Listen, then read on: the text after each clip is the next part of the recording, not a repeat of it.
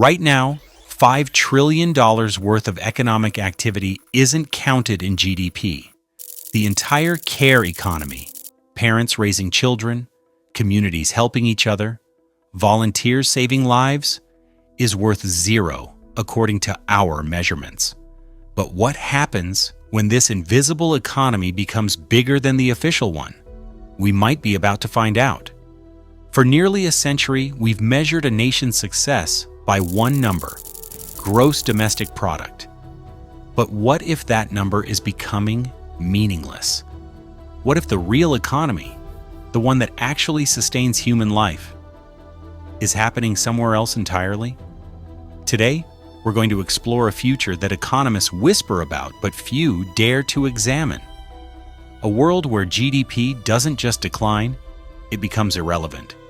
And surprisingly, it might not be the disaster we think it is. GDP was born in crisis. In 1934, economist Simon Kuznets created it to measure America's economic capacity during the Great Depression, then adapted it for wartime production during World War II. It was an emergency metric for emergency situations. Kuznets himself warned that the welfare of a nation can scarcely be inferred from a measure of national income. Yet here we are, nearly 90 years later, still using this emergency accounting system to guide every major economic decision on Earth. Here's how GDP works. It counts everything that money changes hands for and absolutely nothing else. A parent caring for their child? $0. A community garden feeding 30 families? $0. Clean air and pristine water? Not only $0, but if you pollute them and then spend money cleaning them up, that cleanup counts as positive GDP growth. This creates absolutely absurd situations. A forest is worth nothing until you cut it down. A sick person contributes more to GDP than a healthy one. A crime-ridden neighborhood generates more economic activity than a safe one.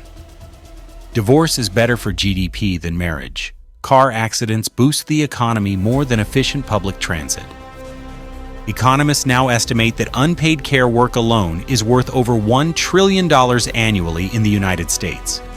And that's likely a conservative undercount. Globally, unpaid care work represents 9% of total global GDP, equivalent to $11 trillion. Add in volunteer work, community organizing, environmental stewardship, and all the other activities that keep society functioning. And we're looking at an invisible economy that rivals the visible one in scale and importance. So imagine it's 2035. The convergence has arrived. Artificial intelligence has automated 40% of traditional jobs, not just in factories, but in offices, law firms, and hospitals. Climate change has made traditional agriculture increasingly unreliable. The gig economy has collapsed under its own instability as platform companies extract every penny of profit while leaving workers with nothing. Official GDP is plummeting. Politicians panic. Economists scramble for solutions. But something unexpected is happening on the ground level. People aren't dying in the streets. They're not reverting to some post-apocalyptic Mad Max nightmare. Instead, they're doing something that mainstream economists never predicted in their models. They're creating a new economy that GDP literally cannot see. We've seen this before in Detroit. After the auto industry collapsed, residents didn't wait for GDP to recover. They created the largest urban farming movement in American history: community currencies, neighborhood support networks. Abandoned lots became productive gardens. The official economy said Detroit was dying. Unemployment above 20%, population fleeing, municipal bankruptcy. But people who lived there knew something different was happening. The care economy said Detroit was being reborn. Food security improved, community connections deepened, environmental health recovered. This is our first glimpse of post-GDP society in action. When the official economy fails, the care economy doesn't just survive, it thrives. In our post-GDP world, value flows completely differently. Instead of money accumulating at the top of hierarchical pyramid schemes, care circulates horizontally through community networks. An elderly person shares gardening knowledge with young families. A programmer teaches neighborhood kids to code. A baker trades fresh bread for bicycle repairs. This isn't theoretical fantasy. Communities worldwide are building these systems right now. Time banks, where hours of care work, become currency. Community land trusts that prioritize use over profit extraction. Solidarity economy networks that measure success and well-being, not wealth accumulation. As GDP becomes irrelevant, entirely new measurements emerge. How many people have secure housing regardless of ability to pay rent? How clean is the local water supply? How connected are neighborhood relationships?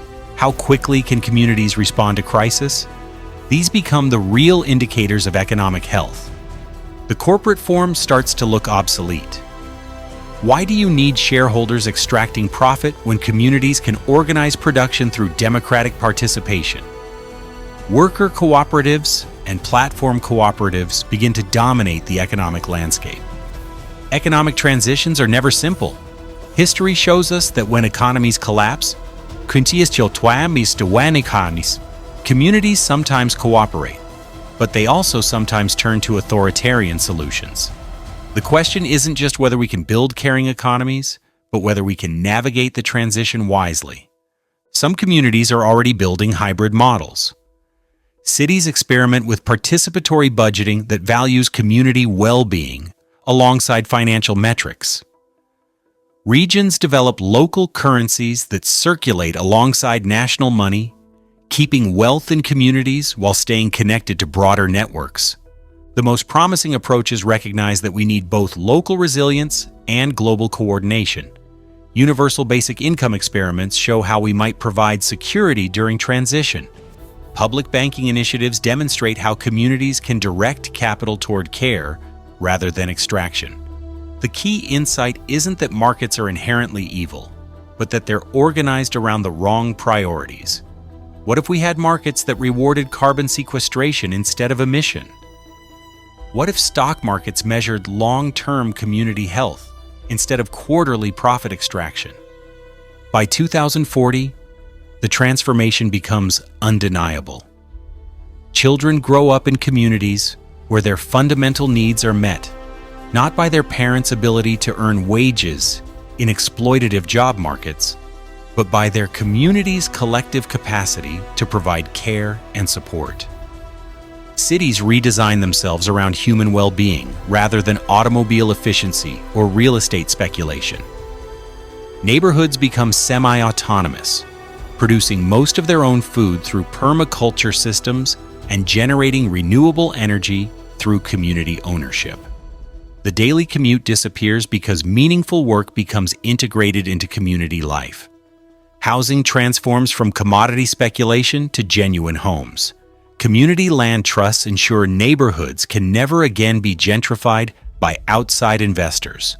Architecture prioritizes beauty, functionality, and environmental harmony over profit maximization.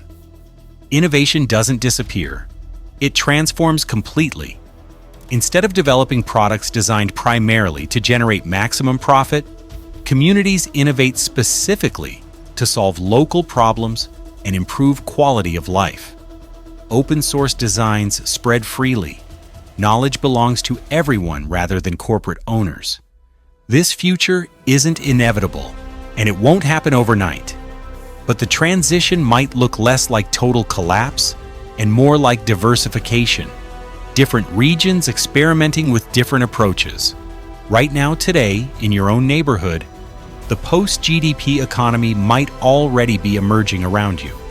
The parent who organizes childcare swaps. The neighbors who share tools instead of everyone buying their own. The volunteers who staff community gardens and food banks. They're not just helping out. They're building the essential infrastructure of the next economy. Every community garden is economic rebellion against industrial agriculture. Every tool library challenges the assumption that we all need individual copies of everything. Every childcare cooperative demonstrates that we can meet human needs through relationships rather than market transactions. The collapse of GDP doesn't have to mean collapse of prosperity or security. It might mean exactly the opposite. The birth of an economy that finally measures and optimizes for what actually matters, our collective capacity to care for each other and for the living planet. The invisible $5 trillion economy is already here. It's been here all along, quietly sustaining life, while GDP obsessively counted only extraction and environmental destruction. When GDP finally becomes irrelevant, we might discover that we don't actually need it. We never really needed it at all. What we might discover instead is something economists have spent decades trying to hide: that human beings are naturally cooperative, naturally generous, naturally creative, when we're not trapped in artificial systems designed to generate profit for distant shareholders. The future isn't about what we'll lose when GDP fails. It's about what we might finally be free to become, when we're no longer forced to sacrifice our communities, our relationships, our health, and our planet on the altar of endless economic growth. The care economy is the real economy. It always has been. And when GDP collapses, that might be the moment we finally remember who we really are.